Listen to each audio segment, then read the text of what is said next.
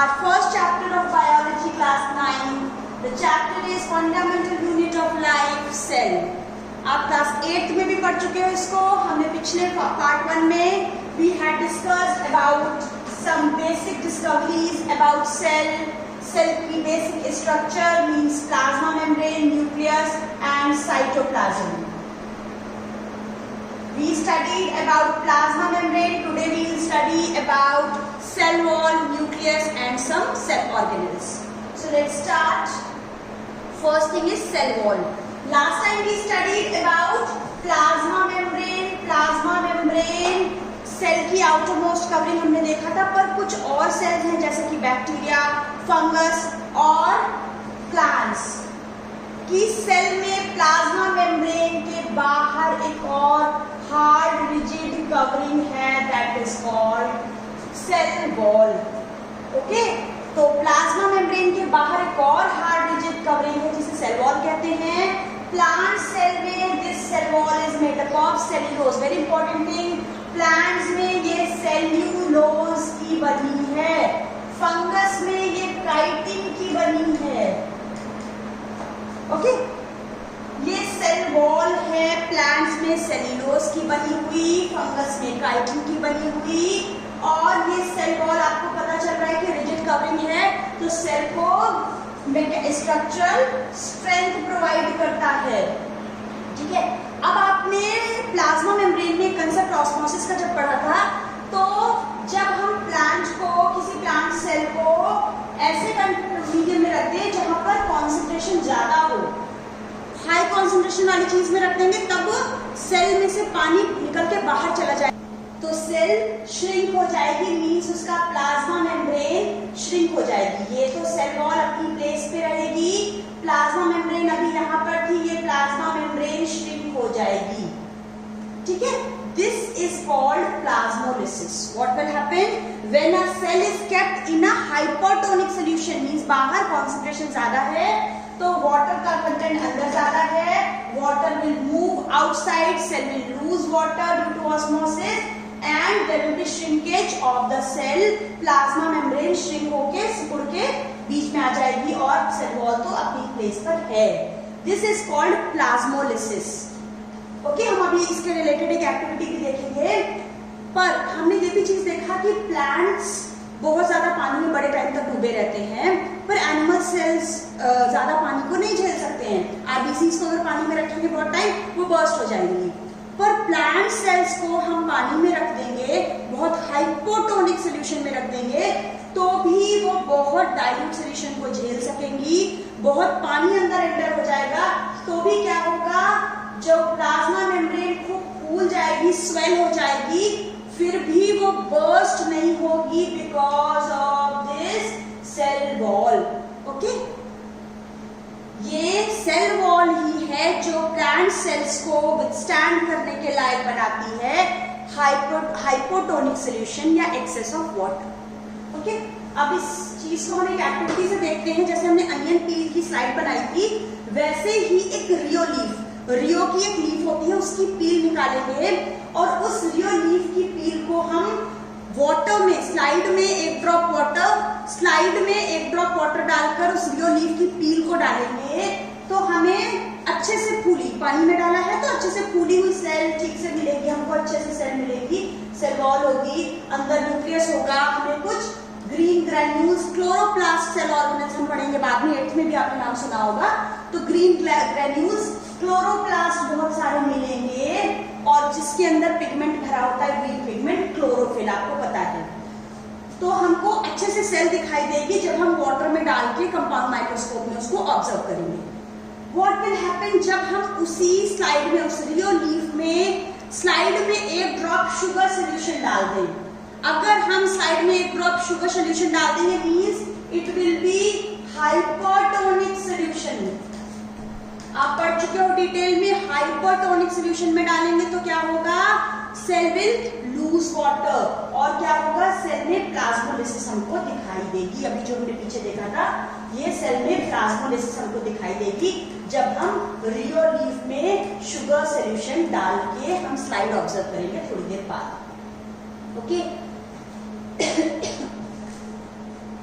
अब अगर rhoeo leaf में एक ड्रॉप बॉइलिंग वाटर डाल दें, फिर उसके बाद उसमें शुगर सोल्यूशन डालकर उसको हम 5 मिनट रख के फिर माइक्रोस्कोप में ऑब्जर्व करें उस साइड को, तो क्या हमें प्लाज्मोलिसिस दिखाई देगी?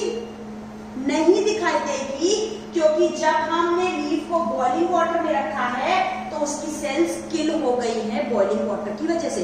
सेल्स किल हो गई है मींस प्लाज्मा मेम्ब्रेन की जो सेमी परमेबल वाली एबिलिटी थी वो खत्म हो जाएगी और अब इसके थ्रू वाटर नहीं निकलेगा और सेल अपनी पुराने वाले कंडीशन में ऐसे ही हमको दिखाई देगी। यहाँ पर कोई भी वाटर का लॉस नहीं होगा शुगर सॉल्यूशन में रखने के बाद भी। तो boiling water kills the cells. ठीक है, तो ये बात समझ में आई हमें। आगे बढ़ते हैं। हमने देखा था क्या सेल है, न्यूक्लियस है और बीच में साइटोप्लाज्म है। We will study about nucleus. Nucleus cell के सेंटर में मोस्टली सर्कुलर स्फेरिकल शेप का स्ट्रक्चर है, सेल के सेंटर में होता है। न्यूक्लियस डबल मेम्ब्रेन स्ट्रक्चर से कवर्ड होता है। देखते हैं इस डायग्राम को। ये जो न्यूक्लियस आपको स्ट्रक्चर दिखाई दे रहा है ये डबल मेम्ब्रेन, ये इसकी आउटर मेम्ब्रेन दिखाई दे रही है और ये अंदर ये इसकी इनर मेम्ब्रेन दिखाई दे रही है। ओके, ये डबल मेम्ब्रेन स्ट्रक्चर है, outer membrane and inner membrane, और इसके अंदर फ्लूइड भरा है, दैट इज न्यूक्लियोप्लाज्म। सेल के फ्लूइड को हम कह रहे हैं साइटोप्लाज्म। सिमिलरली न्यूक्लियस के अंदर भरे फ्लूइड को हम कह रहे हैं न्यूक्लियोप्लाज्म। ये एक स्ट्रक्चर है दैट इज न्यूक्लियोलस। उसके अलावा इस पूरे इसकी वॉल में आप जो हमने देखा न्यूक्लियर मेम्ब्रेन है, इसमें जगह जगह आपको पोर्स दिखाई दे रहे हैं, दे आर न्यूक्लियर पोर। ठीक है, इसकी पूरी सरफेस पे जगह जगह पर पोर होते हैं for the transport of substances. इसकी पूरी मेम्ब्रेन में पोर्स होते हैं जो मटेरियल का ट्रांसफर करने के लिए होते हैं। ठीक है, अब हम मेन बात करते हैं यहाँ पर क्रोमैटिन नेटवर्क। यहाँ पर उलझे हुए धागे, बिखरे हुए धागे फैले पड़े होते हैं जिसको क्रोमैटिन नेटवर्क कहते हैं, क्रोमैटिन मटेरियल भी कह सकते हो। ओके, अभी इसको क्रोमोसोम नहीं कहेंगे। उलझा हुआ, बिखरा हुआ थ्रेड लाइक स्ट्रक्चर यहाँ पर पड़ा है, that is chromatin. Very important thing, that is chromatin. तो अभी तक की न्यूक्लियस की स्ट्रक्चर बिल्कुल बेसिक्स ही है, समझ में आई। अब ये जो क्रोमैटिन मटेरियल हमने पढ़ा है, ये क्रोमैटिन मटेरियल हमको क्रोमोसोम के फॉर्म में दिखाई देगा, रॉड शेप्ड स्ट्रक्चर के फॉर्म में दिखाई देगा। कब? जब हमारी सेल डिवाइड होने वाली होगी। तो मींस हमारे सेल में न्यूक्लियस में क्रोमोसोम इस तरह से पड़ा हुआ हमको दिखाई देगा। कब? जब सेल डिवाइड नहीं हो रही है। This is the chromatin material. Entangled mass हमको दिखाई देगा, थ्रेड लाइक स्ट्रक्चर। पर यही थ्रेड लाइक स्ट्रक्चर हमको दिखाई देगा इस तरह से पेयर्ड क्रोमोसोम के फॉर्म में। ऐसे स्ट्रक्चर्स यहाँ पर दिखाई दे रही हैं आपको, thread like structure. These thread like structures are chromosomes. अब हम एक क्रोमोसोम का स्ट्रक्चर अगर ड्रॉ करें, इस तरह से हम क्रोमोसोम का स्ट्रक्चर ड्रॉ करते हैं, तो क्रोमोसोम के स्ट्रक्चर को जब हम ओपन करेंगे तो ये उलझा उलझा धागा जब खोलोगे आप तो आपको इस तरीके से क्रोमोसोम का स्ट्रक्चर बना होता है प्रोटीन एंड डीएनए का। क्रोमोसोम बना होता है डीएनए एंड प्रोटीन का। What is DNA? Deoxyribonucleic acid. Deoxyribonucleic acid ये बना है डीएनए एंड प्रोटीन का। DNA is the deoxyribonucleic acid, you have to remember. अब डीएनए के ऊपर छोटे छोटे सेगमेंट्स हैं, फंक्शनल यूनिट ऑफ इनहेरिटेंस है जिसे हम कहते हैं जीन्स। ठीक है, जैसे हमारे बॉडी में कैरेक्टर्स हैं, हमारे आईज के लिए कैरेक्टर या हमारे हेयर के कर्ली होंगे, स्ट्रेट होंगे। इंडिविजुअल कैरेक्टर के लिए जो पेयर ऑफ जीन है, जो डीएनए का वो छोटा स्मॉलेस्ट पीस है जो उस पर्टिकुलर कैरेक्टर को कोड करता है, that is the gene. Hopefully ये क्लियर होगा। अगर ये चीज आप और अच्छे से समझना चाहते हो तो आप समझ लो कि ये उलझा हुआ धागा है। जैसे आप कई कलर के रील को red, blue, green, yellow, pink सारा उलझा के खोल के बिखेर के डाल दो, वो है क्रोमैटिन मटेरियल। और जब रील को अच्छे से आप लपेट के ठीक से रख दो तो वो इंडिविजुअल जो रील होंगी वो होंगी क्रोमोसोम। अब रील में क्या होता है आपको पता है ना? रील में क्या उसके ऊपर कुछ धागा लिपटा होता है। तो पेपर का जो फोल्ड है ये प्रोटीन है, यू कैन इमेजिन, और इसके ऊपर जो थ्रेड फोल्डेड है दैट इज डीएनए। ये डीएनए समझ में आ रहा है, इससे बहुत अच्छे से समझ सकते हो। और इस थ्रेड के छोटे छोटे टुकड़े हैं जीन्स। ऐसे बहुत सारे जीन्स हैं हमारे डीएनए में जो हमारे बॉडी के सारे कैरेक्टर्स के लिए रिस्पॉन्सिबल है। तो होपफुली ये समझ में आया होगा अच्छे से, ठीक है। तो जब सेल डिवाइड नहीं हो रही है तब क्रोमैटिन मटेरियल है, और जब सेल डिवाइड होने वाली है तब ये क्रोमोसोम के फॉर्म में दिखाई देते हैं। और न्यूक्लियस का इंपॉर्टेंट रोल है हमारे सेलुलर रिप्रोडक्शन में। न्यूक्लियस का इंपॉर्टेंट रोल है हमारी सेल के रिप्रोडक्शन में। जब सेल डिवाइड होती है तो मेनली ये न्यूक्लियस ही डिवाइड होता है, और सेल की सारी केमिकल एक्टिविटीज को यही डायरेक्ट करता है न्यूक्लियस। तो न्यूक्लियस बहुत इंपॉर्टेंट पार्ट है हमारे सेल का। अब on the basis of presence and absence of this type of nucleus, cell can be of two types, prokaryotic and eukaryotic. अभी तक हमने देखा था on the basis of number of cells organisms दो तरह के हैं, यूनिसेलुलर एंड मल्टीसेलुलर, ठीक है, वो एक अलग चीज है। अब हम देख रहे हैं कि न्यूक्लियस प्रॉपर न्यूक्लियस है या नहीं है।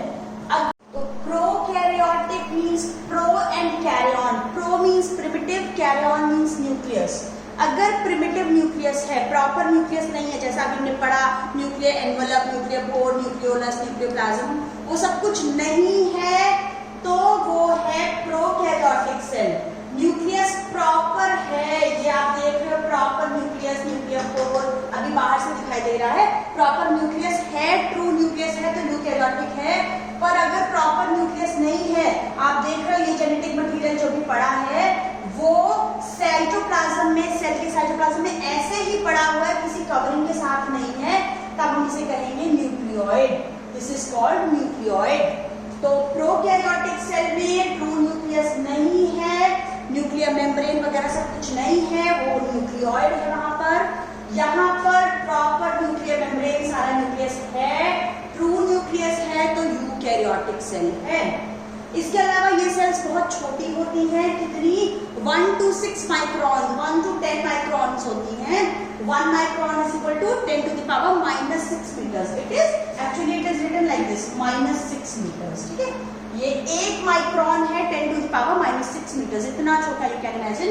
ये 1 to 10 माइक्रोन्स है, जबकि ये 5 to 100 माइक्रोमीटर्स है। ये वाली सेल्स बड़ी होती हैं, यूकैरियोटिक सेल्स। यहाँ पर सिंगल क्रोमोसोम से काम चल जाता है, जबकि यहाँ पर बहुत सारे क्रोमोसोम्स होते हैं। आपको पता होगा शायद ह्यूमन बीइंग में कितने क्रोमोसोम है। हर सेल के न्यूक्लियस के अंदर 46 क्रोमोसोम्स है ह्यूमन बीइंग में। हर ऑर्गेनिज्म में इसका नंबर अलग अलग होता है, पर डेफिनेटली मोर देन 1, जबकि प्रोकैरियोटिक में इसका नंबर सिंगल होता है। इसके अलावा ना तो इसमें न्यूक्लियस है प्रॉपर और ना ही मेम्ब्रेन बाउंड सेल ऑर्गेनेल्स। अभी हम पढ़ेंगे endoplasmic reticulum, Golgi complex, mitochondria, chloroplast, वो सारे मेम्ब्रेन बाउंड सेल ऑर्गेनेल्स यहाँ पर नहीं होंगे। यहाँ पर वो सभी प्रेजेंट है eukaryotic cell. For example bacteria, blue green algae, नाम एल्गी है पर actually it is not algae. यहाँ पर यूकैरियोटिक सेल में क्या एग्जांपल्स हो जाएंगे, सारे ह्यूमन बीइंग, सभी एनिमल्स, प्लांट्स, फंगस की सेल्स, तो ये eukaryotic cells. Amoeba, paramecium also eukaryotic cell है, ठीक है। तो this is all about prokaryotic and eukaryotic का डिफरेंस है। ये बहुत इंपॉर्टेंट है, you have to learn it, okay. आगे बढ़ते हैं, इजी भी है और ये इंपॉर्टेंट भी है। ये डायग्राम के साथ समझ सकते हो, ये कॉम्प्लेक्स स्ट्रक्चर है, प्रॉपर न्यूक्लियस है, सभी सेल ऑर्गेनेल्स दिखाई दे रहे हैं। ये है यूकैरियोटिक ट्रू न्यूक्लियस वाली, ये है प्रोकैरियोटिक पुराने न्यूक्लियस वाली, प्रिमिटिव न्यूक्लियस वाली, जहां पर है न्यूक्लियोइड।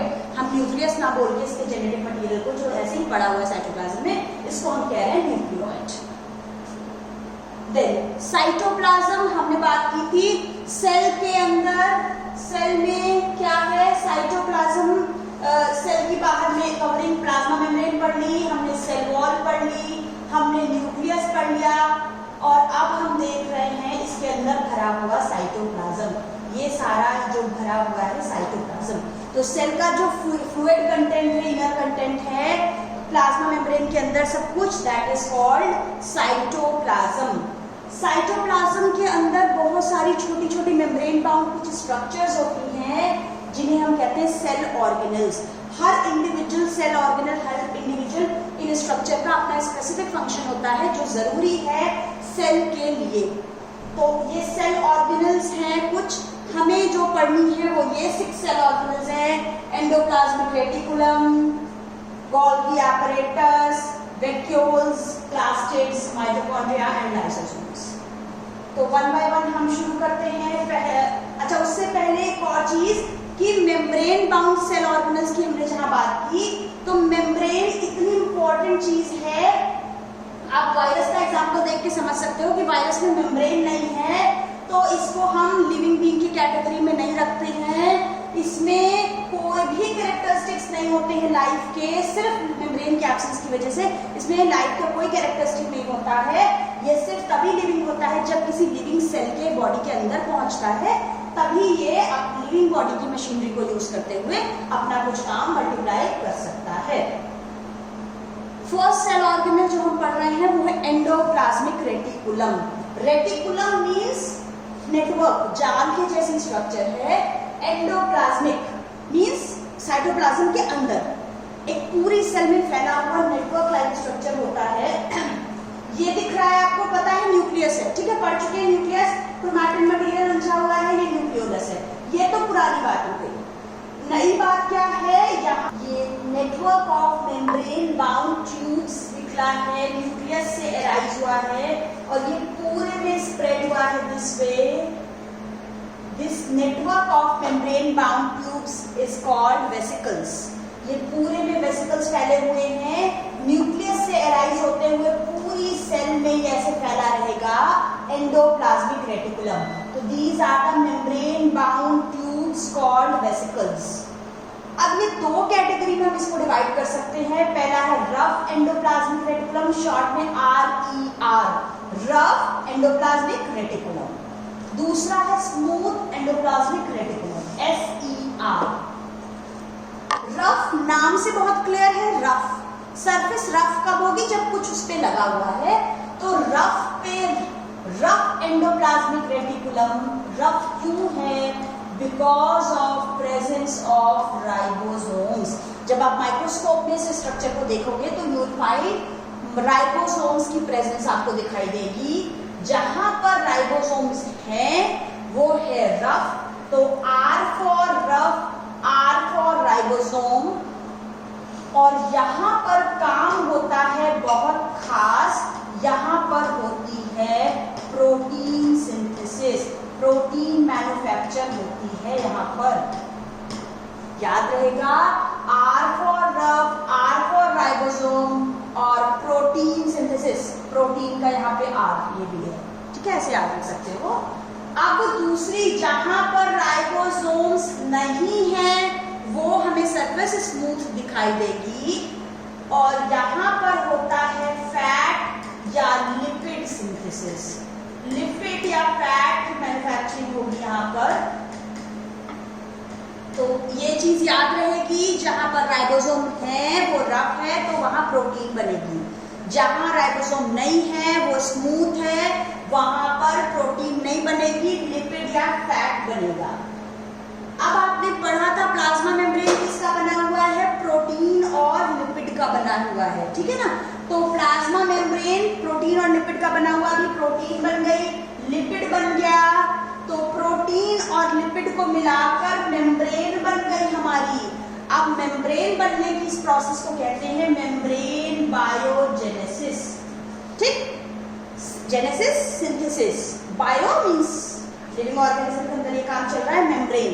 तो मेम्ब्रेन बायोजेनेसिस समझ में आई। प्रोटीन और लिपिड जो अभी एंडोप्लाज्मिक रेटिकुलम में बना है उसको मिलाकर सभी जगह की मेम्ब्रेन भी यहाँ पर बनती है, इसका एक इंपॉर्टेंट फंक्शन है, that is called membrane biogenesis. उसके अलावा आप जानते हो जितने भी प्रोटीन्स हार्मोन्स होते हैं, most of the proteins and hormones are protein, most of the enzymes and hormones are protein. तो सभी एंजाइम और प्रोटीन, सभी नहीं मोस्ट ऑफ दी होते हैं प्रोटीन। तो अभी अभी प्रोटीन बनी है इसका फोर्थ फंक्शन हो गया कि ये एंजाइम्स और हार्मोन को बनाता है। फर्स्ट फंक्शन एंडोप्लाज्मिक रेटिकुलम का क्या है? Protein synthesis. सेकेंड फंक्शन क्या हुआ? फैट मॉलिक्यूल्स की मैन्युफैक्चरिंग। थर्ड फंक्शन क्या हो गया? मेम्ब्रेन की सिंथेसिस।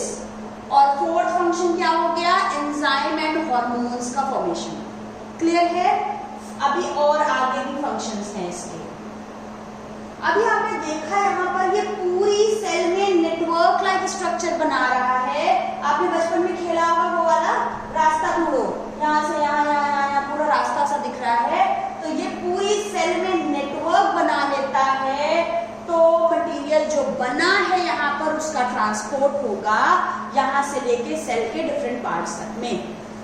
तो नेटवर्क सिस्टम बना रहा है और ये चैनल की तरह एक्ट करेगा और यहाँ पर मटेरियल का इसके थ्रू ट्रांसपोर्ट भी हो सकता है। उसके अलावा ये साइटोप्लाज्मिक फ्रेमवर्क भी बनाता है जहाँ पर बहुत सारी बायोकेमिकल एक्टिविटीज हो सकती है। लास्टली वर्टिब्रेट्स की लिवर सेल्स की स्मूथ एंडोप्लाज्मिक रेटिकुलम। वर्टिब्रेट्स कौन होते हैं? जिनमें वर्टिब्रल कॉलम होती है, रीढ़ की हड्डी बैकबोन होती है।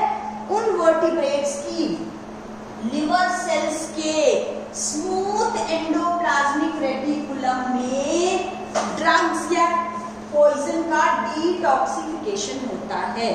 तो वर्टिब्रेट्स जिनमें वर्टिब्रल कॉलम है उनकी लिवर सेल्स के स्मूथ एंडोप्लाज्मिक रेटिकुलम में पॉइजन और ड्रग्स का डिटॉक्सिफिकेशन होता है। ये 7 फंक्शंस एंडोप्लाज्मिक रेटिकुलम के इंपॉर्टेंट है। ये you have to remember: protein synthesis, lipid synthesis, membrane biogenesis, enzyme and hormone formation, net transport of materials, framework for biochemical activities of the cell and detoxification.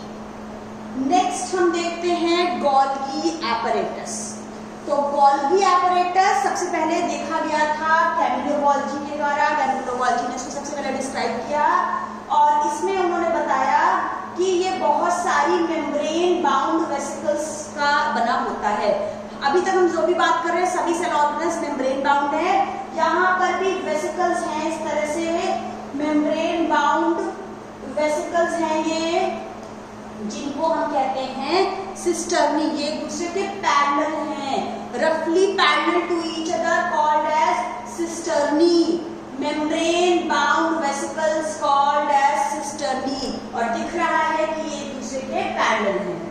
उसके बाद ये membrane हमेशा endoplasmic reticulum की membrane के साथ connection में रहती हैं और जो मटेरियल एंडोप्लाज्मिक रेटिकुलम में सिंथेसाइज हुआ है उसकी पैकेजिंग और डिस्पैच करता है। पैकेजिंग मींस उसको ऐसे फोल्ड करेगा कि इजीली उसको ट्रांसपोर्ट किया जा सके।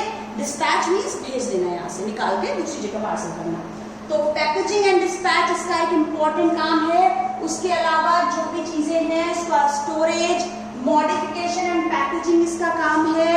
सिंपल शुगर से कॉम्प्लेक्स शुगर बनाता है और लास्ट काम है ये सेल ऑर्गेनल लाइसोसोम बनाता है। ये लाइसोसोम बनाता है। तो गोल्जी एपरेटस के क्या क्या फंक्शंस हैं?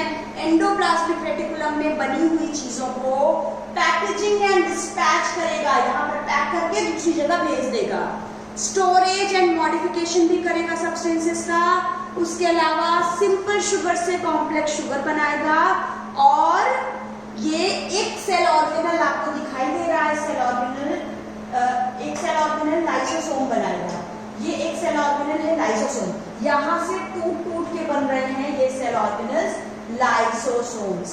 ठीक है, अब हम बात करते हैं लाइसोसोम्स, सेल ऑर्गेनल्स जो कि बने हैं गोल्गी एपरेटस से ही टूट टूट कर। खास बात है लाइसोसोम सेल की क्लीनिंग का काम करते हैं। कैसे? जो भी फॉरेन मटेरियल यहाँ पर आ गया है या टूटा हुआ सेल ऑर्गेनल आ गया है उसको ये डाइजेस्ट कर लेगा। क्यों? क्योंकि इसके पास पावरफुल डाइजेस्टिव एंजाइम्स हैं जो इतने केपेबल हैं वो सारी चीजों को ब्रेक कर सकते हैं, सभी तरह के ऑर्गेनिक मटेरियल का ब्रेकडाउन ये कर सकते हैं। क्या होगा ड्यूरिंग डिस्टर्बेंस? अगर सेल में कोई डिस्टर्बेंस हो गई है सेलुलर मेटाबॉलिज्म में अगर सेल डैमेज हो गई है तो ये लाइसोसोम बर्स्ट हो सकती है और सारे के सारे एंजाइम्स जो इसके अंदर भरे हैं बर्स्ट होने के बाद वो सभी बाहर आ जाएंगे और ये पूरी की पूरी सेल को डाइजेस्ट कर सकती है, इसलिए इसको बोलते हैं suicide bags of the cell. Suicide bags of the cell कौन है? लाइसोसोम है। Very important thing. क्यों? क्योंकि इसके पास पावरफुल डाइजेस्टिव एंजाइम्स हैं। इसका काम तो सेल की क्लीनिंग है, कुछ बाहर से आए हुए फॉरेन पार्टिकल्स या फिर कुछ भी टूटे हुए सेल ऑर्गेनेल्स को ये डाइजेस्ट करके खत्म करती है, साफ करती है, क्लीनिंग करती है सेल की। पर डिस्टर्बेंस के टाइम पे ये बर्स्ट हो सकती है और वो एंजाइम पूरे के पूरे सेल को डाइजेस्ट कर देगा, खत्म कर देगा। That is why it is called suicide bags of the cell. ये मेम्ब्रेन बाउंड सैक्स हैं जिसमें डाइजेस्टिव एंजाइम फिल है और ये एंजाइम कहाँ बने हैं? अभी पढ़ा हमने, कहाँ बने हैं? एंडोप्लाज्मिक रेटिकुलम में। तो this was all about for this endoplasmic reticulum and lysosome. Next we will study other cell organelles. Thank you class.